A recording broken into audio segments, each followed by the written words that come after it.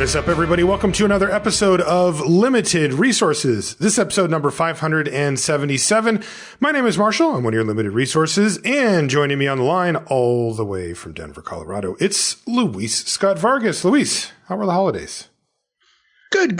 We were talking about this kind of before the show started, but holidays are always weird when you're in the content creation business. It's a fantastic job. You know, definitely don't take this as complaints, because I think we both love what we do and love the freedom it affords us, and you know, are very passionate about it. But you also don't really get holidays in the same way. And so weeks like this and last week, where if you're like a 9-to-5 or office job that, you know, you have the week off, you're like, sweet, week off.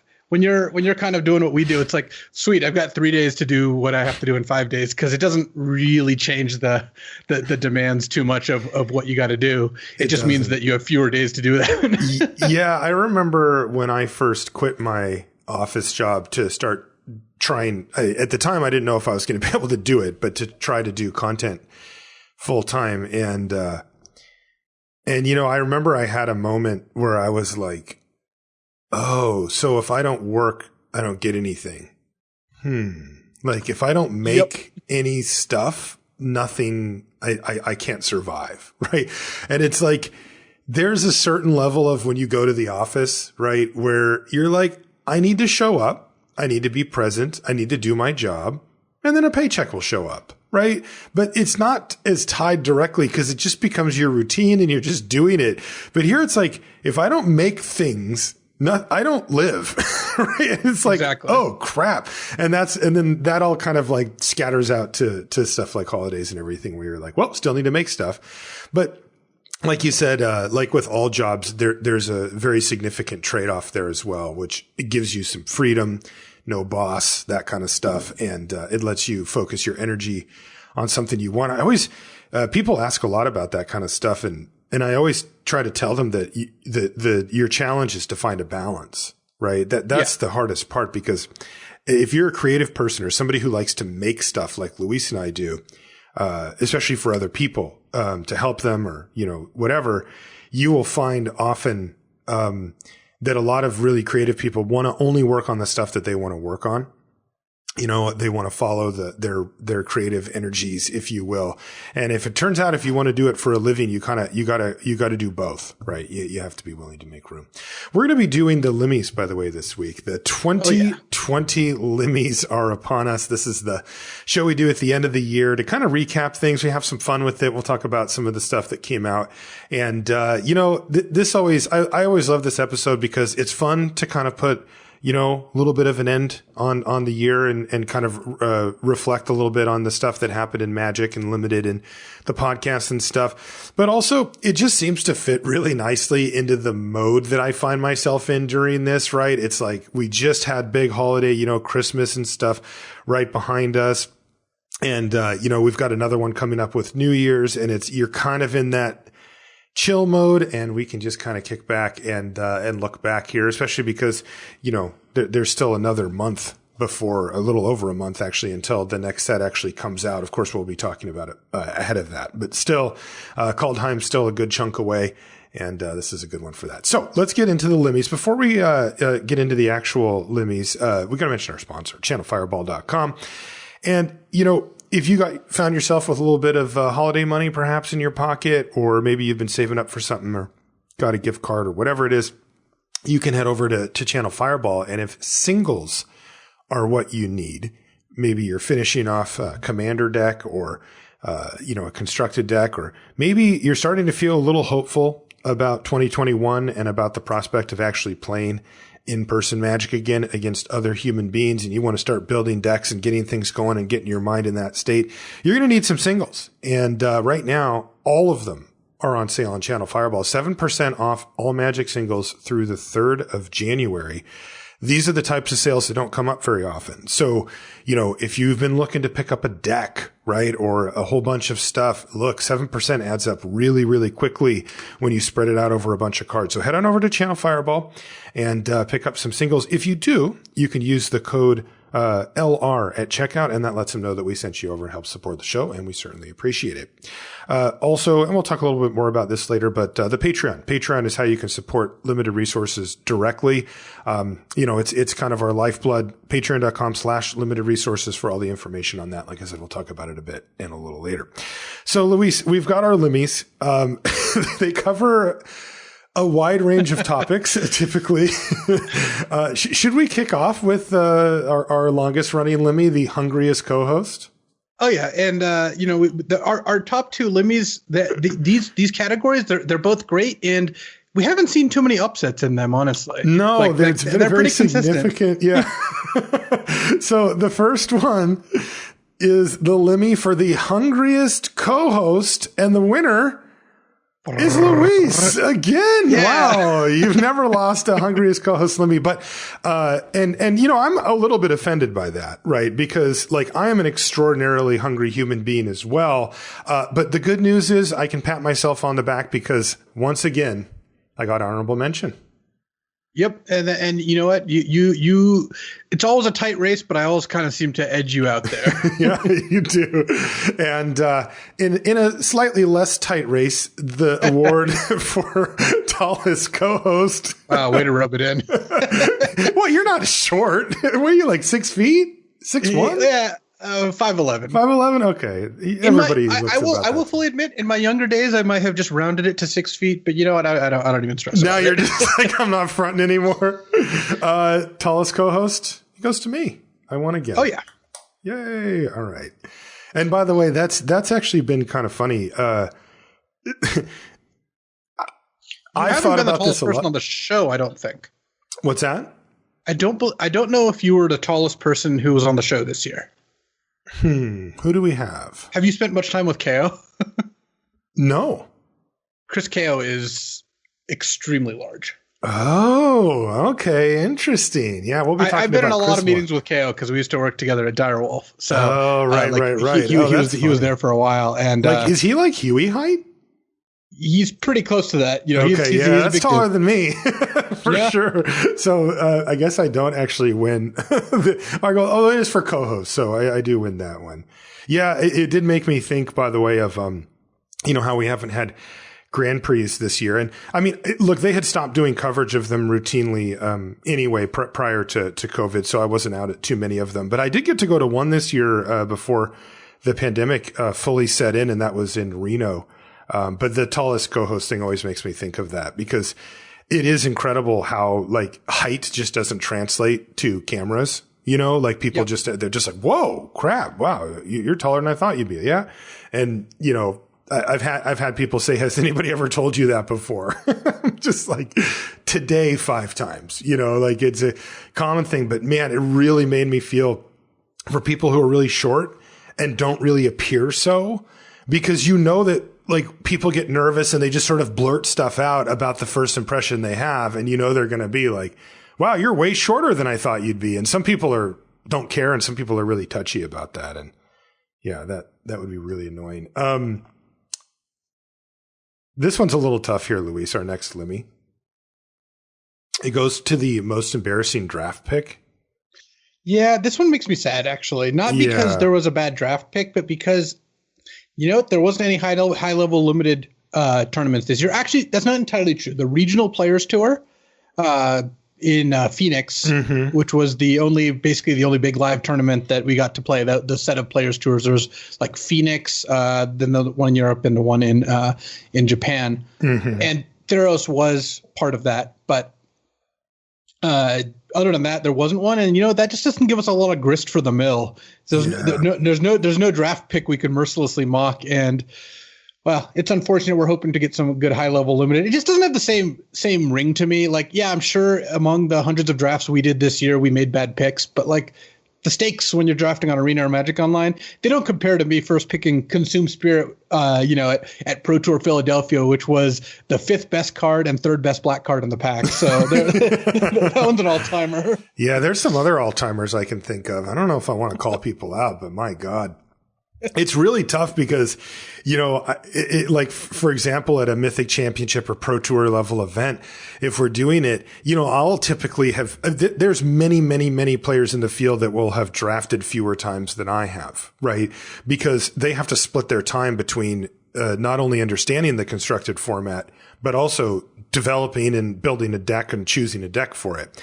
And for me, I can set that part aside and focus on the limited. And then I can get caught up in like the 4 or 5 days prior to the tournament after the dust has settled on what people think the metagame is going to be like for constructed. So I actually have a luxury there, but sometimes, man, I'm just like, oh no, you haven't drafted this format at all. And look, I'm very aware as somebody who posts draft videos online that everybody has their own opinion and will air quotes stop watching the video, right? When they've decided that you've made a poor pick or whatever.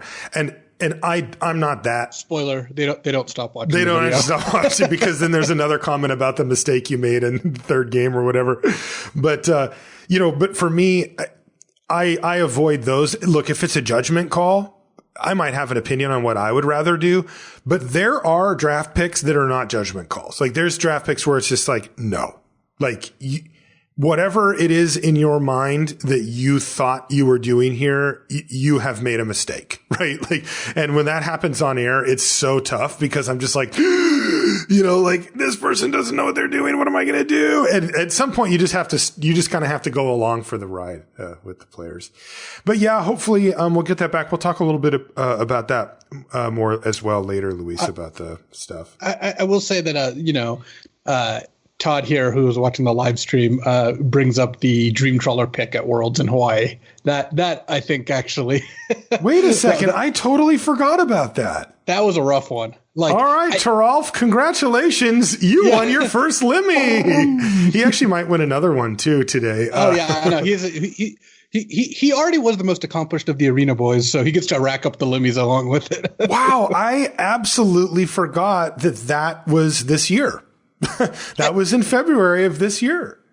Yeah, I mean, it's just absurd. I barely remember that all these tournaments were this year because this year has both felt like it didn't happen, but also lasted a decade. Incredible. It felt like we skipped from 2019 to 2021, but also that 2020 has been eternal and forever. It does. Those first 2 months kind of flew by, and then it feels like it's been forever. Oh, there was just a huge paradigm shift after those first couple months. Yeah, exactly. And it had whatever.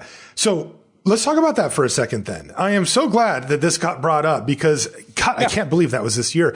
So Taralf Severin is drafting at the World Championships, literally the highest stakes the highest stakes draft ever, right? Just full stop. Because this was the Worlds with the biggest prize pool. Right. It had the biggest prize pool by a lot. This is the one, by the way, that Paulo won eventually. And Taralf is there because he won the Pro Tour. So he's there, and Taralf is a very good limited player. We had him on the show as a guest. We got to talk about that pick, by the way, a lot, which is really interesting as well.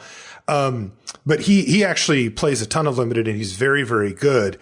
And he made it has to be one of the highest impact draft picks in the history of booster draft, monetarily for sure.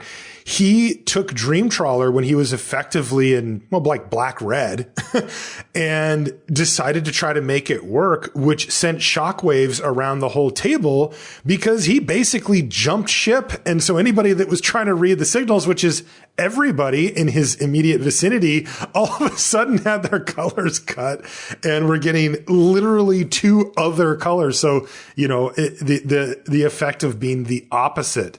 And then it did not work out well for Taralf. Either he ended up with a very sketchy deck with a crappy mana base, kind of off the idea that, games where he resolved Dream Trawler, he was sort of guaranteed to win, which is not 100% true, but it's as close as you get in Magic. And, but unfortunately, if your mana's not good, a lot of times it means you don't get to play Magic at all. And that's a guaranteed loss. And that ended up happening to him quite a bit. God, I'm really glad that got brought up, Luis, because I totally forgot that was in this year. Most embarrassing draft pick, Taralf. Congratulations.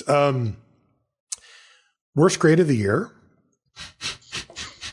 Well, I'll introduce this one. The worst grade of the year goes to Felidar Retreat, which certain co-hosts gave a well, I don't want to misrepresent it. It was a B plus was one of the grades mentioned. B plus / A minus was the full grade. I was firmly on the A camp, and you know what? I think that we can agree here that Felidar Retreat was definitely the worst or best grade of the year. Now wait a minute. Are you? What about best grade of the year? Oh, look, we also have Felidar Retreat. So you know, at the end of the day, I honestly think that it was pretty close to an A minus, but still slightly above that. Mm-hmm. Like I think it's an A. Like if you ask me, you know, on the spot right now, what would I grade it? Mm-hmm. I would still grade it an A. But I do think that it was not an A plus. And I started out like thinking, of course, this is going to be like an A plus, but it was not that. Mm-hmm. Yeah, you know, it's funny because when I read this and I see best grade of the year Felidar Retreat, I'm thinking my grade on Felidar Retreat. I'm like, yeah, baby. Although it is interesting because you were right. The two things that stand out to me about the card, about the whole grading thing and all that stuff. One, yeah, it's an A. I would give it an A right now as well. I agree, trending towards A minus. You might be able to talk me into A minus, but the difference there is so negligible. I just say it's an A. You're never passing it, etc. It's even worth splashing for in some scenarios. So really, really good. And the reason, by the way, if we want to get into the nitty gritty of why I have it higher is because I think that the add +1/+1 counters and vigilance to all your guys, it played out better. So I figured that it would be likely that you would play a couple of lands and get a couple of 2/2s in addition to the 1 to 3 creatures that you played beside it. And then you would play a land and put counters on and smash your opponent. But it turns out that even if you only had 2 or sometimes 3 creatures on the battlefield, you could just skip the making cats thing and just start putting counters on. And all of a sudden the game was over because your opponent couldn't race you and they couldn't block profitably. And so you really only needed to trigger it a couple of times for that kind of permanent anthem effect type thing, and you would win the game. And so that's why I've bumped it up. After having actually played with and against it and seen it. The other interesting thing, though, that stands out to me is that it's overrated. You know, we looked at the 17 lands data after we talked about it on that show and looked up where Felidar Retreat kind of ranked, you know, in that key category. And by the way, we're thinking about having the 17 lands guy come on the show at some point as well. So we'll be looking into that and seeing if that's something that is interesting. But and, you know, it ranked well. I mean, it was a good card. And remember, this is like the difference between if you drew it, but it was in your deck versus if you didn't, I think was the kind of the way that he had figured out the best way to see, well, what's the cards that are actually good that's trying to correct for, rather than saying, well, when you cast this, how often do you win? Because that doesn't really correct for the times when you don't cast it and you lose as a result, or you lose win percentage as a result, at least. And so the best that we have, or the best that he at least came up with, and Felidar Retreat was solid. It was good. It was in the like really good uncommon, pretty good rares, you know, the kind of cards in that grouping, but it was not near the top. It wasn't one of the best cards in the set. It wasn't one of the best performers. It wasn't, you know, an unbeatable bomb or anything like you would like I heard after I gave it an admittedly too low of a grade. And then the last comment about it is that it did once again reinforce, Luis, why we do the grades, but also people's general inability to put things on a gradient, right? To see gray areas, to see things on a spectrum, right? You know, I had people tweet or tell me on my stream or on a video or whatever that I don't like Felidar Retreat. You know, I didn't really like it, right? Well, I heard the argument you had with Luis, and, you know, I was on the other side of the argument from somebody who loved it. So therefore I did not like it and didn't think it was very good, right? And that clearly wasn't the case if you listen to the grade or the discussion carefully, but it can be hard to do, right? That humans are kind of geared towards this with them or against them kind of mentality, I think.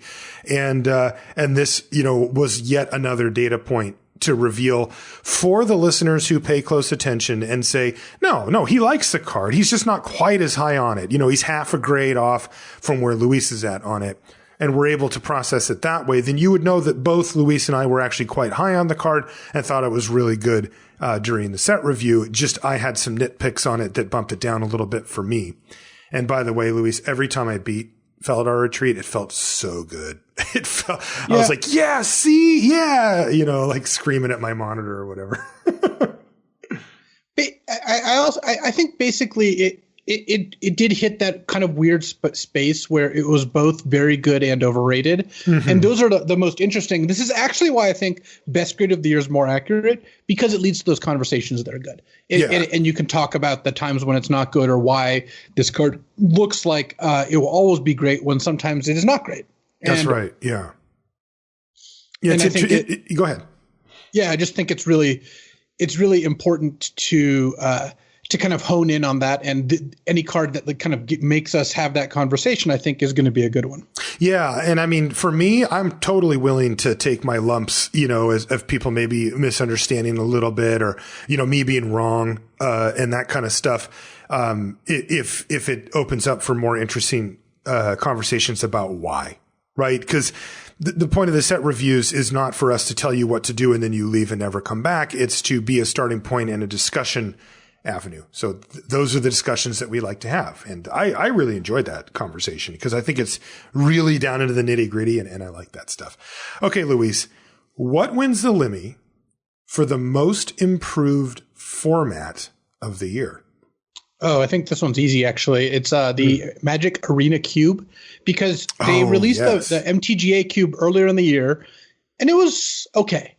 Mm-hmm. I did some cube drafts and I thought it was fun, but honestly, it really wasn't. It wasn't kind of like knocking my socks off. It was just okay. It wasn't cohesive. It didn't have a lot of plans. It was basically the best powerful cards they had on Arena kind of thrown into a bucket. It wasn't.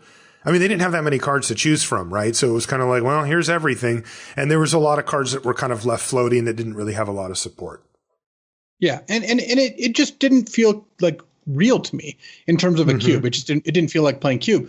And then it got re-released just 2 weeks ago or something, and it was just it went from being like a 5 out of 10 to a 9 out of 10.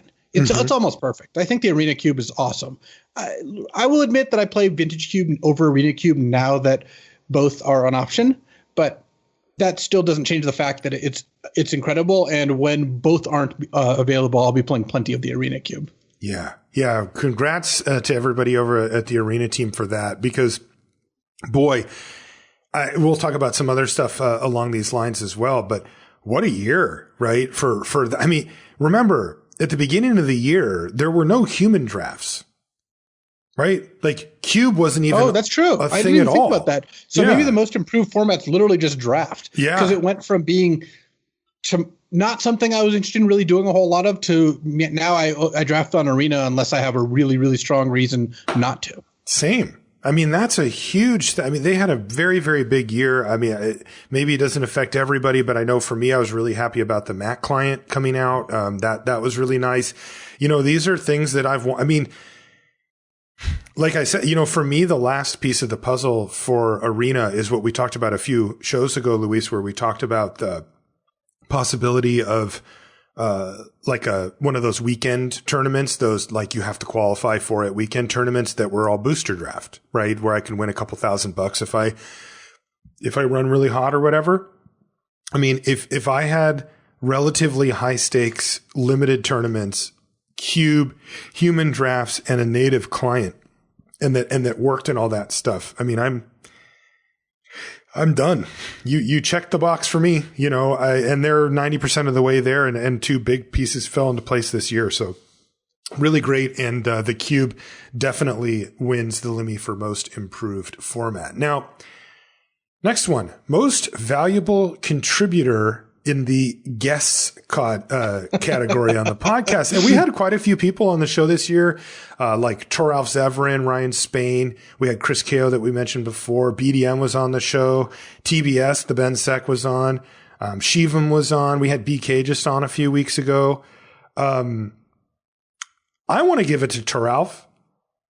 And my reasoning, I have kind of two broad strokes here.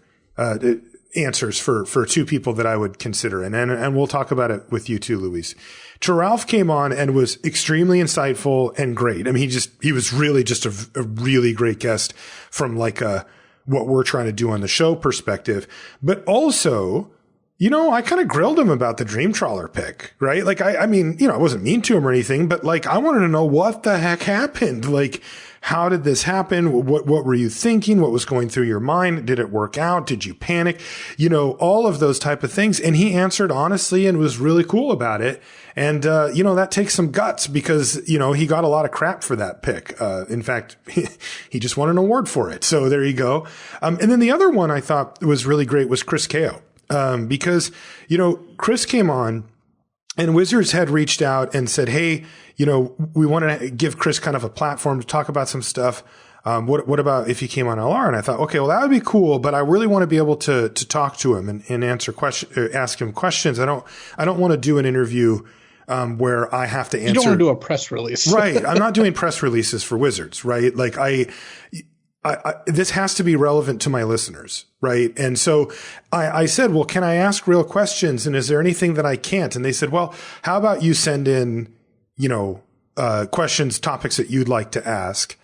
And then if there's anything that crosses a line that we can't like legally or, you know, that's not ready to be talked about yet from a marketing standpoint or whatever, then we'll tell you no.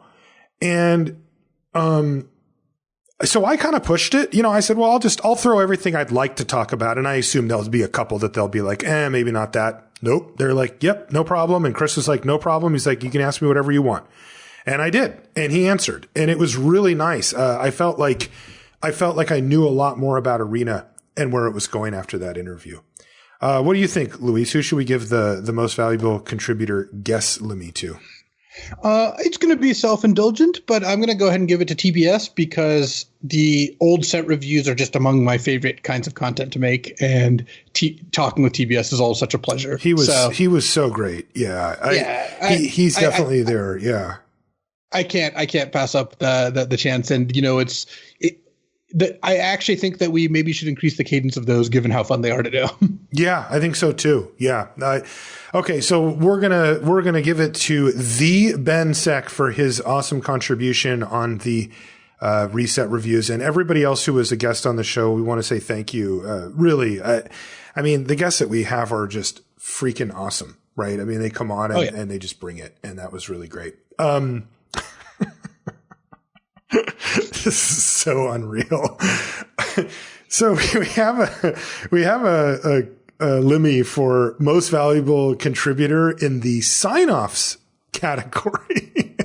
And Luis, I believe that you have been the recipient of this multiple times, but it looks like you got upset this year. Well, so the first winner was actually Shahar Shenhar because that was the year where we just had a bunch of great Shahar stories. That's right. The winner of the most valuable contributor sign-offs category is BK for his wonderful inspiration, shall we call it, for unconstructed resources.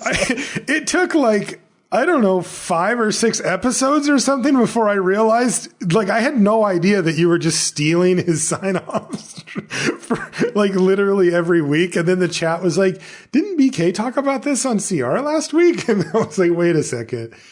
This is totally in Luis's range. And, it turns out, yeah. So BK, Andrew Beckstrom, congratulations. You are a Lemmy recipient in most valuable contributor sign-offs. Okay. Next Lemmy goes to the most valuable episode.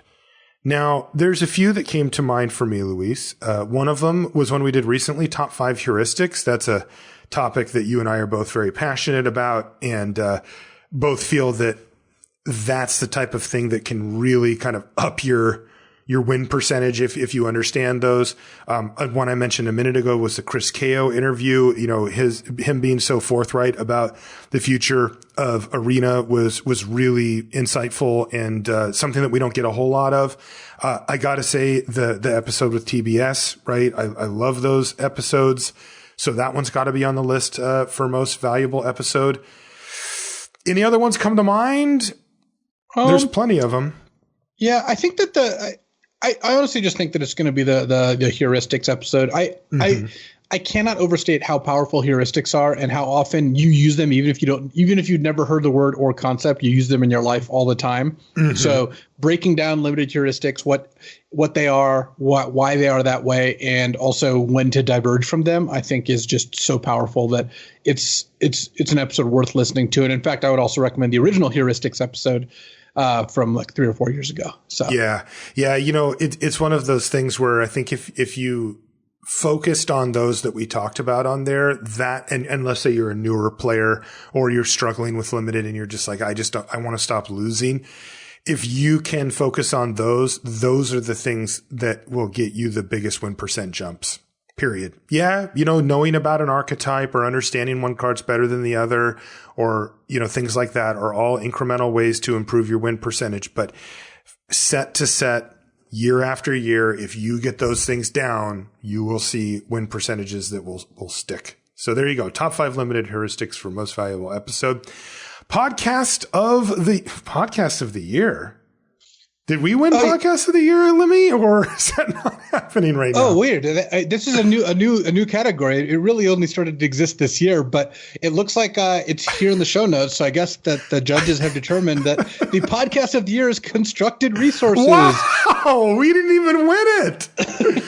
Wow, congratulations, BK, and whoever the other co-host is. You guys did a great job, and Constructed Resources is your podcast of the year. Wow. All right. Congratulations, CR. I guess we'll have to up our game in 2021 to try to fight back. What's the Lemmy? What set?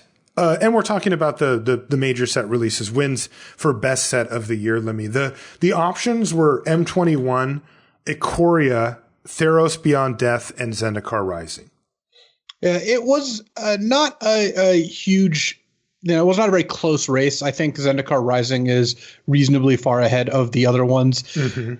I think Ikoria had a lot going for it. Overall, the cycling aspect of Ikoria was wild. Part of it was fun, but it was a bit much. And that was like part of the appeal of how wild it was. It wasn't just, this is a good archetype. It was, this is the best archetype and it is busted. You're playing these 13 land decks and casting Zenith Flares for 11. Some amount of that was cool, but I think overall, I would give Zendikar Rising the nod. Theros was remember that was the set when you're like, what? So what was going on in Theros? I was like, well, that was the set where Black-White was really good, and so was Black-Green, and then Blue-Black was pretty good, and Black-Red was also pretty good. that was Theros. Seeing a trend here. And yeah, I think that Ikoria and then M21 was fine. It was a good core set, but we weren't blown away by it. It was just good. So I got to give it to Zendikar Rising. Yeah, definitely Zendikar Rising wins for the Lemmy for best set of the year. Really well done on that. What about the best color of the year? As a follow-up, Black in Theros was just by far. We actually had an episode of just how to draft Black because the color was that strong, and Black was, where you wanted to be unless you had a pretty good reason not to be. That's right. The best card name. Now, the board of directors at the Limmies had a lot of choices to go over, and I'm sure this was hotly contested behind the scenes. But in the end, Ichthyomorphosis takes best card name of the year. It looked impronounceable, right? When you first see it, you're just like, what in the, are they joking? And as a commentator, you're like, what in the world? And then you or somebody told me how to say it. I'm like, oh, that's actually not so bad. I can say that word. But when you see it on a card, it is completely ridiculous. And what does it means basically turn it into a fish? Yeah, I think so. I think something like that. I think there's a thing called an ichthyosaurus, which was like a big fish dinosaur thing. This is a big one. This one's really hard for the committee to pick because it's hard to remember. At least for my brain, it's difficult to. I can't remember these off the top of my head usually, but this is the Lemmy for sweetest build around of the year, and there is actually an honorable mention for Roost of Drakes, which didn't win because it's actually not that sweet. It's just super good. And this is for the sweetest build around, which is different. And the winner, the Mirari Conjecture. This was a sweet build around, Luis. Oh, yeah. Murray Conjecture. It's actually funny because it's actually a sweet cube build around too. Mm-hmm. But Murray Conjecture, if you drafted a good Murray Conjecture deck, then you would end up, I think being very happy. I guess if we're talking about it this year, we are just talking about it for a cube because it came out in Dominaria. Oh, did it originally come out in Dominaria? Yeah. Oh, this was one of the OG. This was one of the OG ones, I believe. Yeah, I'm stupid then. I just put it in the wrong thing. Okay, for Cube, which by the way, it did make its Cube debut this year. And basically, when somebody plays Murray Conjecture on you in Cube, it's like you have 2 turns or you're going to lose, right? Like the turns that are possible from Murray Conjecture are unparalleled. In Cube. Oh, yeah. Doubling, especially if you're like blue-red or blue-black, Storm, anything like that, I think at first blush you look at it as like a value play, but it goes far beyond that with that doubling turn in there as well. So Murray Conjecture apparently in Cube wins for sweetest build around. Great job, Limmies committee. What about the most disappointing build around of hopefully this year? So there are, always a pretty good amount of build arounds, and these days there's not that many disappointing ones. We hit the high water mark a couple of years ago, but M21's Griffin Airy. This is the life game build around where if you gain 3 life, you got a 2/2 Griffin. Not that the card is weak. There's some sets where this card would be very, very good. It just didn't actually work out in that set. I think I wonder if you put it into Zendikar, how good it would be. Because the Cleric's deck can actually gain a significant amount of life. Yeah. That was the problem, is that there were only a few ways to kind of lock in that 3 life that you needed to make the Griffin. And there were many, even in that deck, that gained 1 or 2.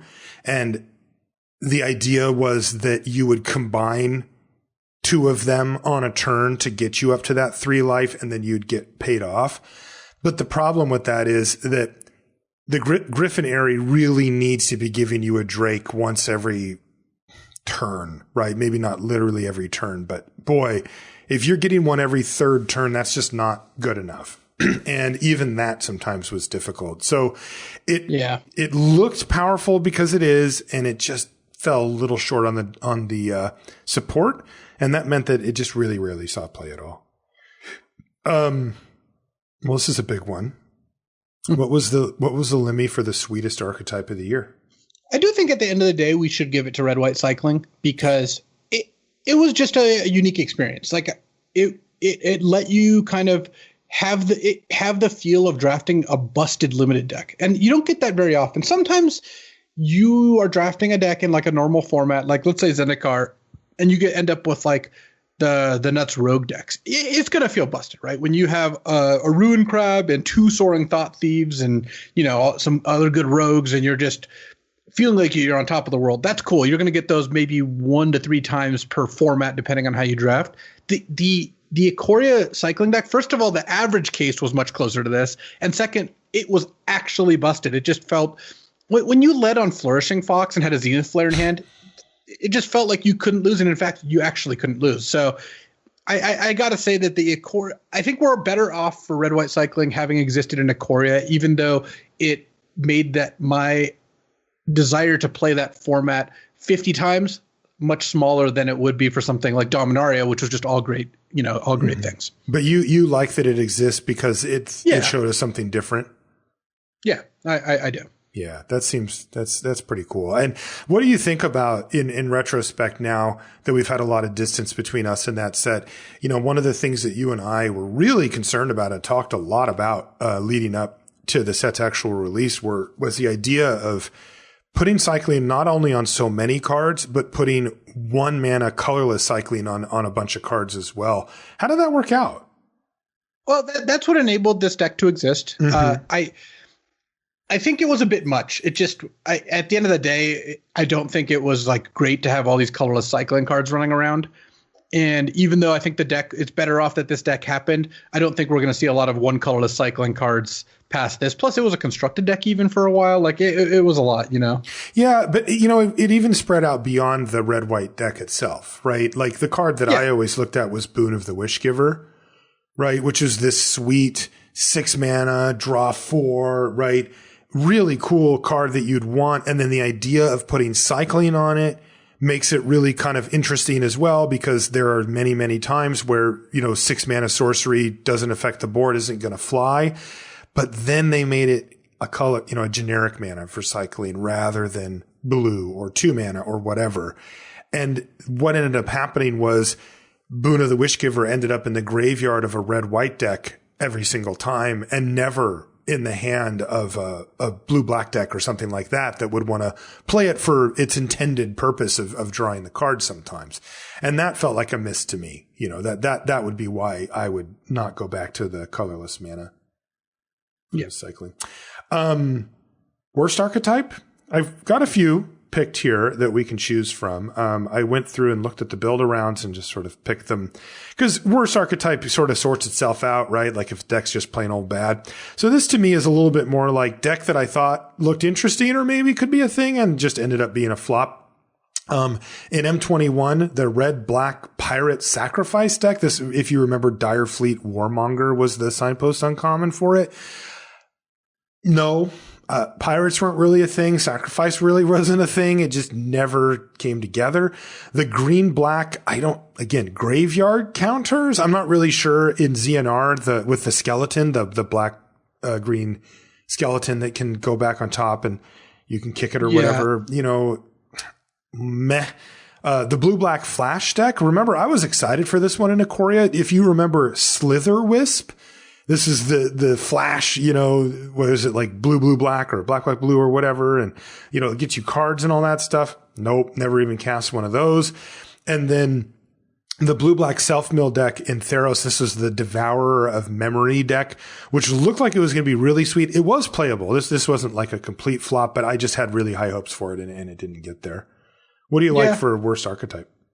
I think that for worst archetype for me, I think I would probably put the red-black sacrifice deck in M21. The reason I dislike the archetype is because it more strongly than the counter steam in Zendikar promises something, and red-black has been a very good archetype in many, many sets. And when you see the signpost uncommon and it just doesn't perform, it's much more disappointing, whereas the Moss Pit Skeleton in Zendikar is still an okay card.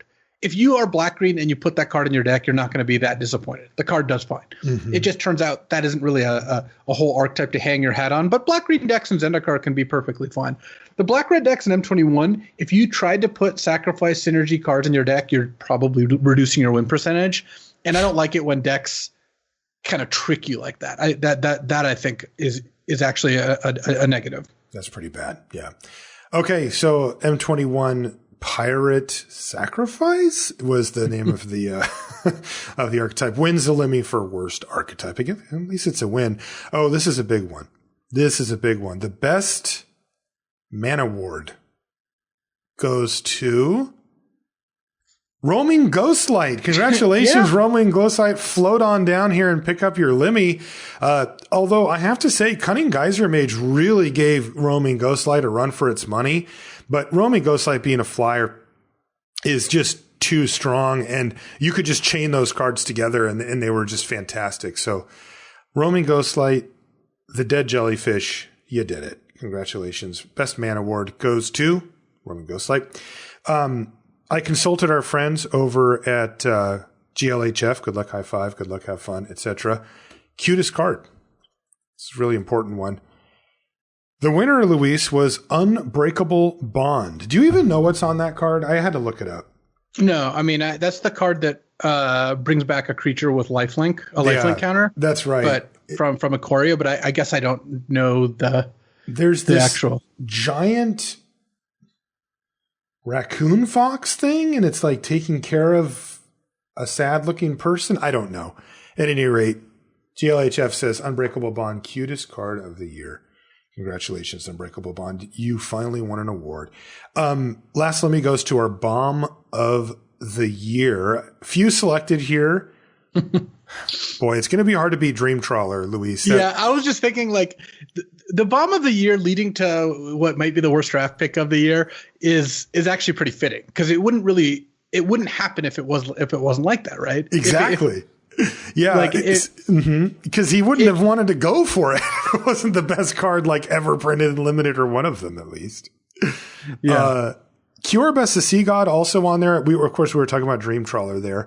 Elder Gargaroth, Ugin the Spirit Dragon. There's a bunch of very difficult to beat cards, but the winner for the Lemmy for Bomb of the Year, Dreamy T. Nobody ever beat that card. That card is the best, much to Taralf Severin's disdain. What is it? Chagrin? Whatever. Chagrin, Chagrin. There we go.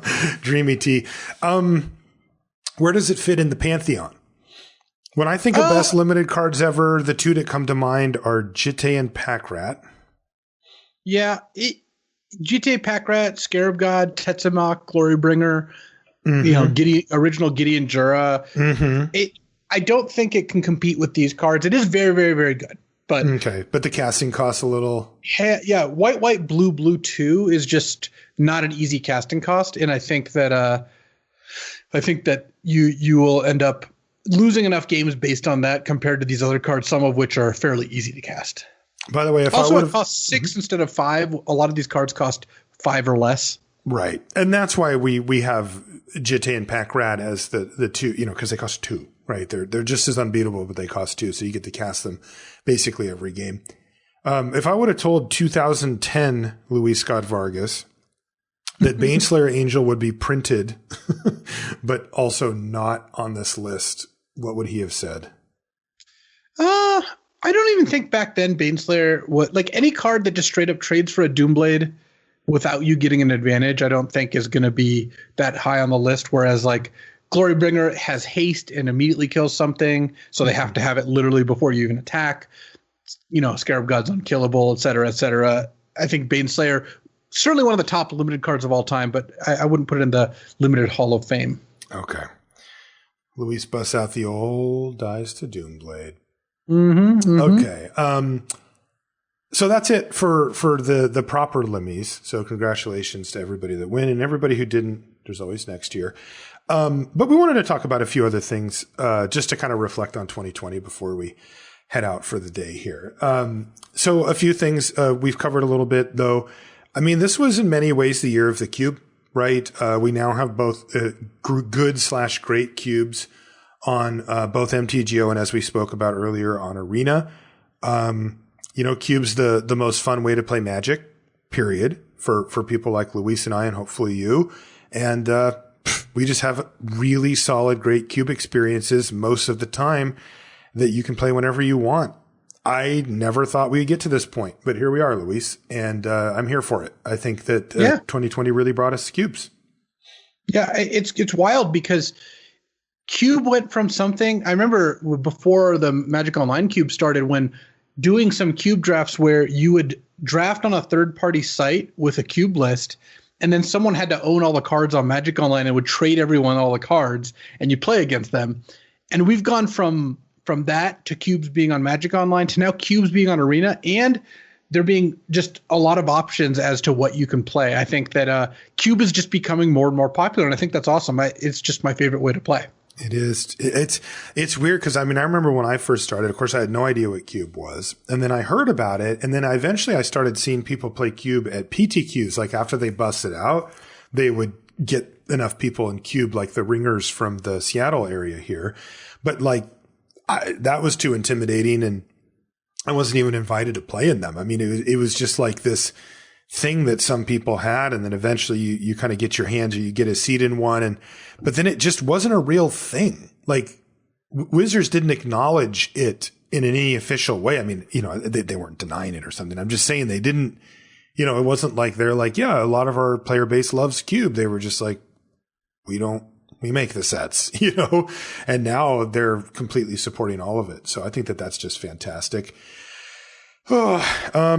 Big year for organized play, Luis. Oh man. Yeah. Not in a great way either. Really, the OP team, the organized play, for those who don't know, is the organization in Wizards that takes care of tournaments, competitive tournaments. And boy, they were finally coming into a year where the dust had at least hopefully settled on what has been many, many changes to the professional level system and everything that is attached to it over the past few years. It's really felt like it's been in flux, and that, it just hasn't felt like it is where it's going to be for quite a long time. And it's disenfranchised a lot of high level players and even mid and, people like, friends of ours that aren't mainstays on the Pro Tour, but that make it there sometimes, like Woody, like he was playing GPs and he was trying to qualify, he had a job and stuff. So it wasn't like his sole focus, but he made it on the PT and he wanted to get back there, and he made it a couple times. And, right now players like that are just like, I don't even know what's going on. Right. And that's how it was coming into the year. Then COVID hit, and the OP team had to field a massive curveball when they, I think, kind of were feeling like this year we're finally going to get to kind of get some things in place, get some stability and really see what's going to happen with our new system. And then boom, they just get knocked down by COVID and they have to completely rechange everything, scrap the rest of the year, change the structure of the tournaments themselves, how many there are, how coverage works, the payouts, everything. Really, really tough. It must have been weird to be in your seat, Luis, to go through, what ended up being this year in OP. Yeah, it's been a pretty, there has been times where my frustration with organized play has been massive. It's funny because COVID's only a part of that. And it started with basically the MPL, MPL. And I understand that was just like a huge tectonic shift in Wizards organized play strategy, and moving from, the OP we had for many, many, many years of there's Pro Tours, there's Grand Prix, and you play in PTQs to try to get to Pro Tours. If you play in Grand Prix, which are open invite, you can then do well and get to a Pro Tour. You get pro points over the year. They determine your pro level. It had been that way since I started playing Magic. And before that, sometimes the level names changed. Sometimes the numbers changed in terms of how many points you got or how many tournaments there were a year, all that stuff. Grand Prix went from 12 a year to 30 a year at one point, or 40 or whatever. Pro Tours went from, 4 to 6 back down to 4 or whatever. It was still fundamentally the same system. And it was pretty easy when I first started playing competitively, when I first started playing on the Pro Tour, when me and Cheon got to level 7 and level 8, that was effectively getting to platinum. Level 7 and 8 was platinum, level 5 and 6 was gold, and that sort of thing. You could make those comparisons. And a Pro Tour top 8 from 2005 and a Pro Tour top 8 from 2015 were comparable. You're talking about roughly the same thing. A tournament that's between 250 to 450 players who qualified through a variety of paths. And sometimes those paths changed some, but they were effectively the same thing. That got table flipped when the Magic Pro League started, where it was then just, hey, these 32 people are pros and nobody else is. And I am fully, fully cognizant that if I were one of those people, I would have probably felt different about it. But even if I was, I still wouldn't have liked some of the effects it had, which is a ton of people who were somewhere in the middle there, who were maybe not in the top 32, but they were definitely in the top 100, just stop playing Magic or stop playing competitive Magic. Yeah. Yeah. Think of, this actually, someone tweeted at us, cause we were talking with BK last week about the limited meetings run by Pat Cox and Sam Black. Those are people who basically dropped off the face of Magic because they wanted to play competitively and they no longer could because there just was no avenue. And I was one of those people too. And obviously I didn't quit Magic, but I certainly didn't feel like competitive play was for me. The message was that it wasn't. Right. And which is kind of insane when we're talking about you, right? I mean, yes. and Sam and Pat, but Sam really is my kind of poster child for that, right? Somebody who's dedicated his life to Magic, who had been on the Pro Tour for years and years, 10 years straight, whatever, with no breaks, and really ate, slept, breathed. I mean, Sam is a Magic player through and through. That is who Sam is.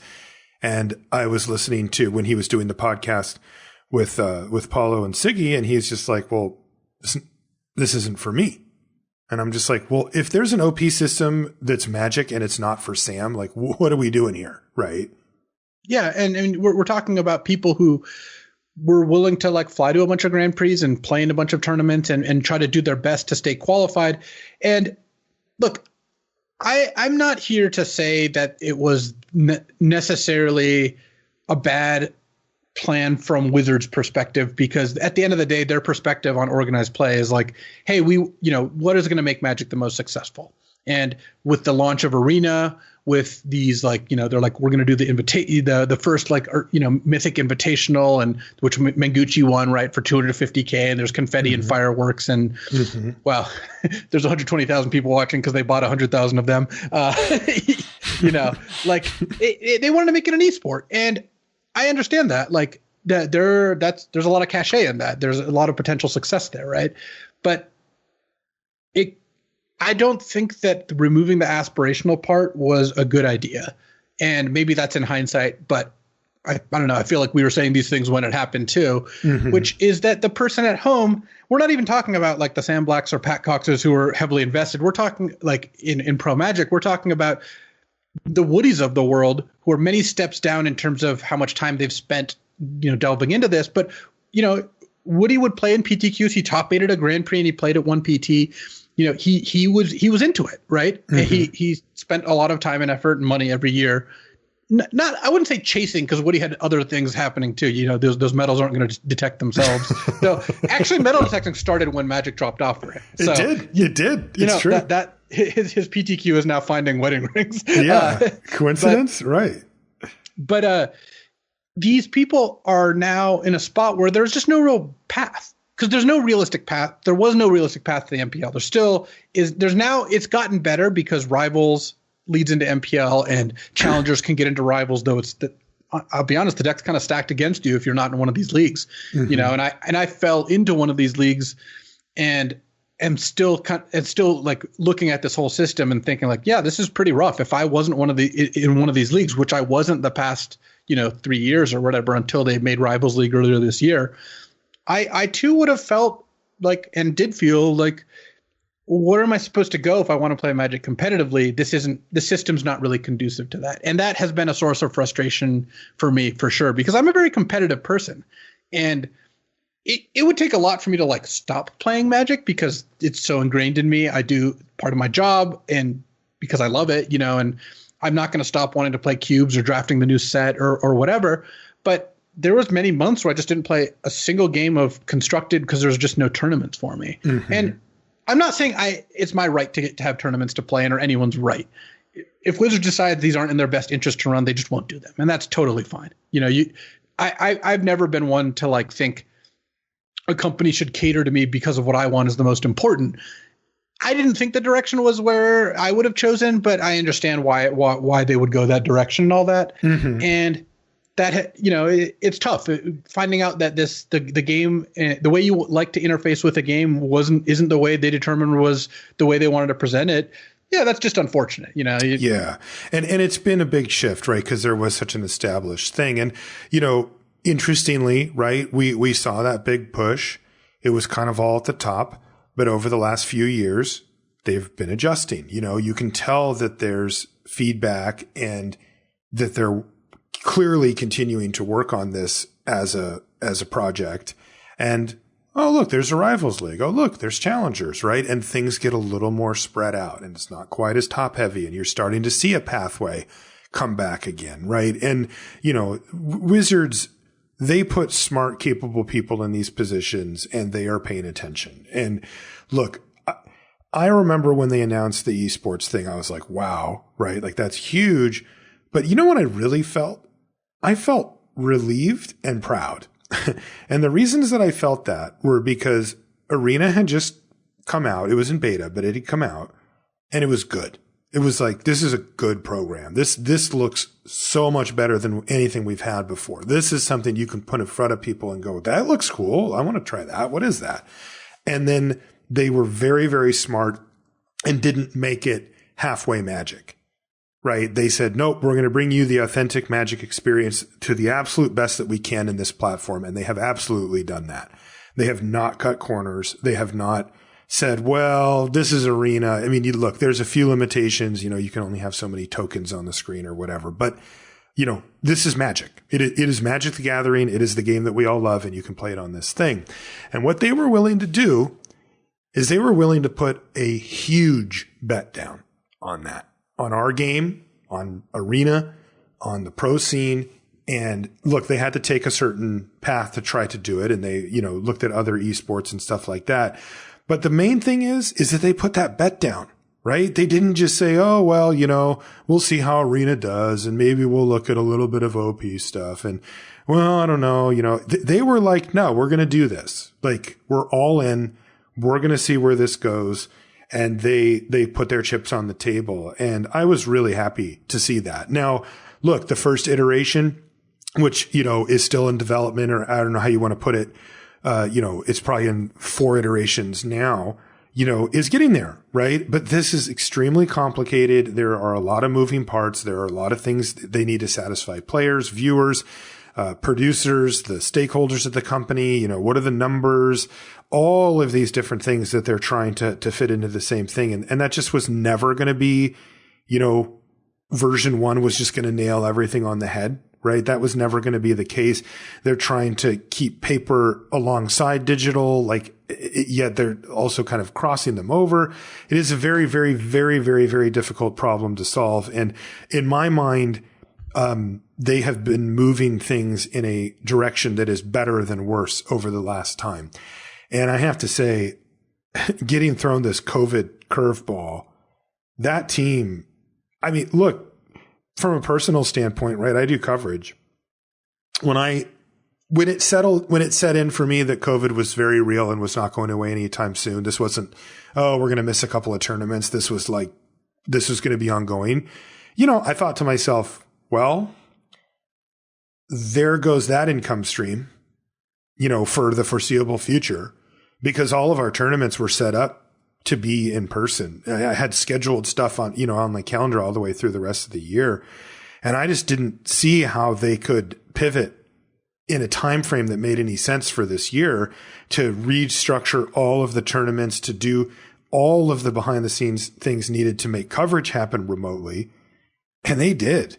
They just put their heads down and got together remotely over Zoom meetings or whatever. And within a couple of months, we were having preliminary meetings for, okay, here's what the rest of the season might look like. We're not 100% sure yet. Here's how coverage might work. And, now we've got the coverage thing pretty well down. The last few shows have been really smooth for us as far as production goes. The production quality is pretty dang high, about as good as you're going to get. And I mean, look, I've been watching the NBA games and stuff. And guess what? They're doing that stuff now. Marv Albert's at his home, broadcasting Knicks games or whatever. And our quality is right there with them because they're having all the same hiccups and problems, and they have the full weight of the NBA or TNT or NBC or whoever it is behind them. And, we're putting out a comparable product here, for a fraction of that. So, it's really been impressive to see them react to such a difficult situation as well. It's actually kind of funny because I have seen people who I think probably are used to just the production values of live NBA games complain about the new production values of the product. Yeah. And well, now they should watch. Yeah. You get a whole lot worse. I mean, and it's funny to watch the commentators who their whole career, those guys are in their 60s and 70s, and they're used to sitting next to their color commentator and talking to that person and looking at them in the eye. And you don't get to do that here, right? And so for me, I'm used to it. Like, we've been doing the podcast for years remotely. I can slip right into that. But, when you're used to it, it's actually quite hard. So yeah, hopefully we'll see things get back on track with OP, maybe second half of next year or something like that. I do want to say because as much as I've had frustrations with OP, I do think adding the Rivals path and the Challenger path is a huge step up. And I also want to just make sure that I understood the goals and I understood taking shots. And if the shot didn't work out, if the esports angle didn't work out, that's one of the outcomes that can happen. But I generally do support taking good shots at things. Mm-hmm. I don't think that's a bad thing to happen. Yeah. And I really just want to step away from like being self-centered about this, because yes, I can be personally disappointed, but also still think what they're doing isn't necessarily a bad path. So right. I don't know. I can definitely be critical of plenty of things, but I also want to make sure that there is nuance to all of this. And I think that I still love Magic, and I still have enjoyed playing in various organized play, Yeah, especially since you've been smashing it this year. Good start to the season for you, my friend. Yeah, that's true. I am doing well in the in the Rivals League so far, and I have enjoyed that. And you had a solid finish as well, right? At the what's it called? The Zendikar Rising Championship. You got a point there, did you? Yeah, I got a point. Yeah. So that's like these are the little right? It's like you spike one, you get a point, So anyway, well, of course, I'll be following Luis on his adventure when we get back going into the new year. Another thing I wanted to talk about, we've touched on it for the most part, but Arena, right? It's really continued to improve. I think that people get too in the weeds about the exact things that they want, but we got human drafts, we got actual cube, we got a Mac client. And there's already been preliminary discussions, at least it's been brought up by Lee Sharp on Twitter about these Arena weekend tournaments. And we had our segment on the show about it as well. So, maybe next year sometime we could see something like that. I mean, I think that's fantastic. Like, these are big functionality pushes, and there's always something that we want. The drums are beating for the spectator mode, so that we can up coverage another level by having like a full spectator mode on there where we can manipulate the cards, look at things, and kind of be in charge and not have to stream from players' computers. And hopefully that'll come out. I have no idea, but that would be cool. But Arena, keep on trucking. It really did have a big year, even though, there was a lot going on. Sort of state of limited for 2020. All four of the major set releases they ranged from good to very good limited sets. And Luis, the only thing I can think of at this point is that they've kind of just nailed the formula. Yeah. I don't know if they have some big matrix that they check a bunch of boxes and everything. I don't like to think of limited like that, that they can just like fill in these blanks and make it good. But I don't really care, to be honest, because these sets have just been good consistently. Yeah, I think limited has been fantastic, and I've gotta hand it to them.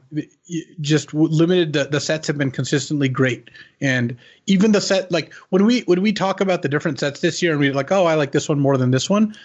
It's still the baseline is so high now. Mm-hmm. It's funny. They've set a high bar, and I actually think I'm pretty confident they're going to keep hitting it based on what we've seen. It is a great time to be a limited player, no doubt about it. Wanted to look back also at 2020 and really thank everybody for supporting us. Either just by listening to the show is great, by sending us emails and stuff, and of course the Patreon. The LR Patreon is really kind of the lifeblood for us. And boy, I'll tell you, I mentioned before, but when you're staring down the potential to lose a bunch of jobs that I had sort of penciled in for the year for coverage. And like I said, thankfully, thanks to Wizards being both quick and very resourceful, they were able to, I was able to work for most of the year. I mean, I lost some gigs, but nothing catastrophic. I mean, I was looking at it and thinking, well, what is going to happen here? And, the Patreon for LR is a big part of that, of making it so that I don't have to, look at those situations and go, well, where am I moving? Or, who am I moving in with, or what's going on? And I really just wanted to give a heartfelt thanks to everybody who supported us on the Patreon this year. I know it's been a very difficult year for everybody, and it would have been a very easy thing for you to say, hey, just not in the cards right now to do this for stuff that I don't absolutely need, and would be totally understandable. And that's not what happened. It was really great. We really felt really supported by everybody, and we just wanted to say thank you for that. Also, I wanted to recognize our video producer, Jeff, who's silently sitting on the line right now. And, we brought him on as part of CFB and doing the video streams, and he manages all of the video streams, the graphics, and he wrangles us to get into the Skype at the right time and puts up with our near constant stream of nonsense, and he's been an absolute pleasure to work with. So, Jeff, even though you can't talk because we have you muted, thanks for coming on, and it's been awesome to work with you, bud. We really appreciate having you as part of the show. And speaking of the show, still love doing it, man. It's been a really long time, doing the show. We basically celebrated the 10th anniversary of it this year, and I still look forward to it every week. For Luis and I, it's kind of a 2-for-1 because we get to do the show, and it serves a career purpose for us in all the ways that those things do, but also in many ways it's Luis and I's hangout time. And we're basically in constant contact with each other over messages, and we'll have phone conversations here and there. But, this is hangout time, for us. And I really, I'm looking forward to yet another year of this, Luis, and I'm glad we've been able to keep doing it. Yeah. It's been a rough year, but doing the show and hanging out with you and Jeff has been a lot of fun. Like it's definitely been part of it. I've always been someone who does a lot of communicating online. Like I'm a prolific chatter, and I being in a lot of group chats with a lot of my friends has just really made the time pass. Me, you, and Paul. I love that. Just messing around and all that. I hate it when Paul's on vacation, though. I know, because then he leaves us alone. Yeah, he's not on his computer as much, and he never checks it. But it's brutal. But we'll have to bug him. Yeah, definitely. But and I give him a lot of crap, but obviously, starting the podcast with BK, and of course, gotta thank you again for letting us hijack the Constructed Resources name. Oh, that's been awesome. Yeah, we should definitely mention that. That's been a really cool addition, and I think a great fit to the resources team. BK just fits in perfectly. And you guys have really got something special going there. So that's great. And then last, Luis, I actually wanted to say thank you to you as well for the year.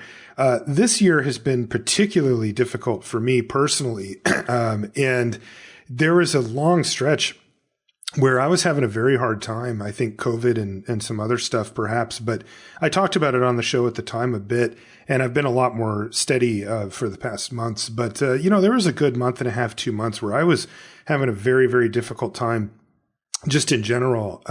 When it comes to preparing for the show and getting it going, those are the types of things that can become really, really, really tough. And Luis, you were really there for me in a big way. And, you and I are there for each other, right? That's a part of our friendship, but you really had to give a lot, during that stretch, sort of when I wasn't able to. And I really, really appreciate it. I want to say thank you for that. Oh, of course, man. I mean, you give and you take, right? Like today, I showed up 40 minutes late for the show and hadn't looked at the notes, and you and Jeff took care of it, and that's kind of how it goes. And we have a good flow between us. Yeah, we understand each other. Yeah. And sometimes we're both in there jamming on the notes and talking about it the whole time, and sometimes one of us writes the show and the other's there for the ride, and that's part of what makes this all work. But I felt really good about it, and I obviously I'm here to help you out however I can, whether that's doing show notes or sending you a box of steak, whatever. That was really great. Yeah, and that was also very much appreciated. And of course, as we close out the year, we want to say thanks to each and every one of you listening at home. The show just doesn't exist without you, and we make the show for you. Whenever we make decisions about the show, we try to think of how it affects you and how things could be better for you. And we love every one of you who listen. It's a real special thing we have here with all our, and with every email and tweet and conversation and friend we make and show we release and everything. It just adds to the kind of body of work that we've got here. And we love you, and we want to say thank you for listening and everything like that.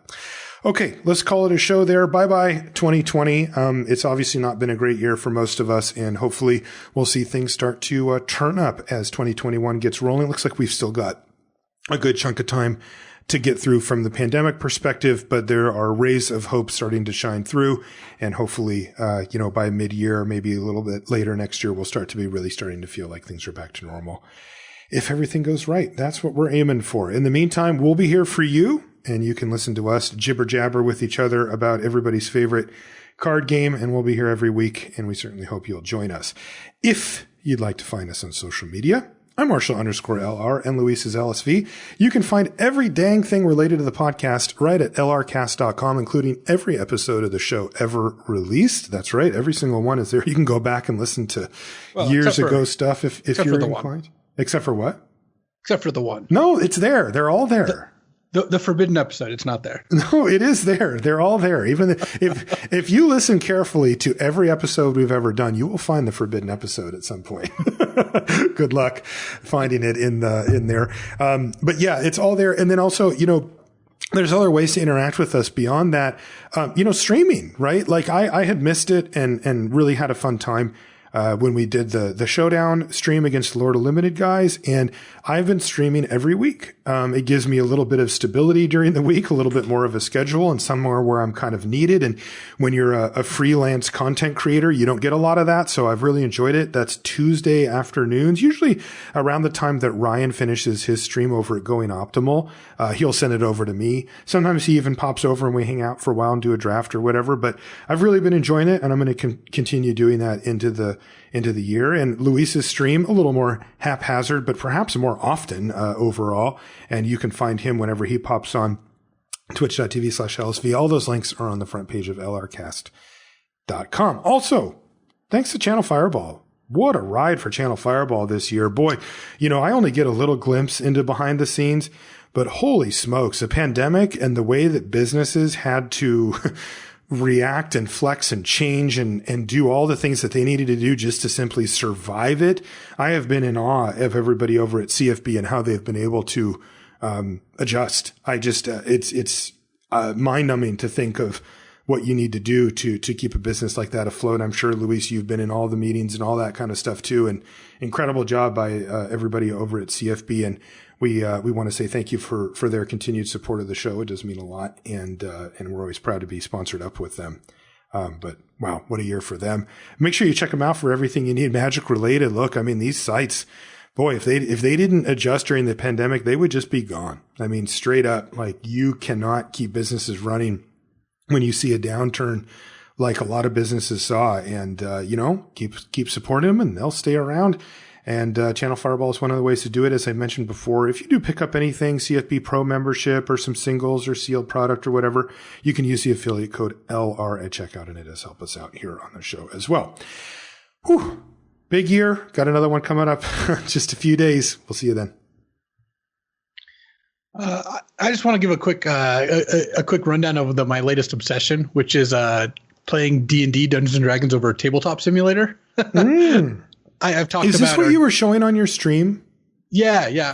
I put a link in the show notes to a tweet where I kind of demonstrated a dungeon, but basically using tabletop simulator, you can build out these like kind of elaborate maps. And it's funny. We started with like, all right, I'll just kind of sketch out the map and we'll kind of play and talk about it, to me trying to figure out how to use Unity, and oh, you in deep. Oh, man. And build 3D assets so I can, because I was like, you know what? All these asset packs, they don't have the ones I want. I want to make my own. And so I've gotten more and more, like, I'm just full on obsessed with it now. And it has been that's incredible. A real fun time learning how to kind of make more elaborate maps and stuff. Dude, you should have Woody help you with that stuff. No, I seriously am going to talk to Woody and he'll help ask you. him about it. Yeah, he's amazing at that stuff. I mean, that's what he does for a living, but like, he's also very good at it, even in that context. Yeah, no, I know he's quite good. Because, knowing Woody, if a company is going to hire Woody, he has to be just incredible. Yeah, he better be good at it. But yes, I have really been enjoying that. TTS there's more slick programs online like Roll20, that like automate a lot more of the things. They're more integrated. They're easier to use actually. But this just gives you the feeling of being at a table, because you can it's like a 3D modeled table and you can look at it from any angle and zoom in on stuff and you roll dice on the table and stuff. It actually kind of virtually feels like we're playing D&D with friends, and it has been a blast. So I look forward to more adventures and building more of these scenarios and stuff like that. Very cool.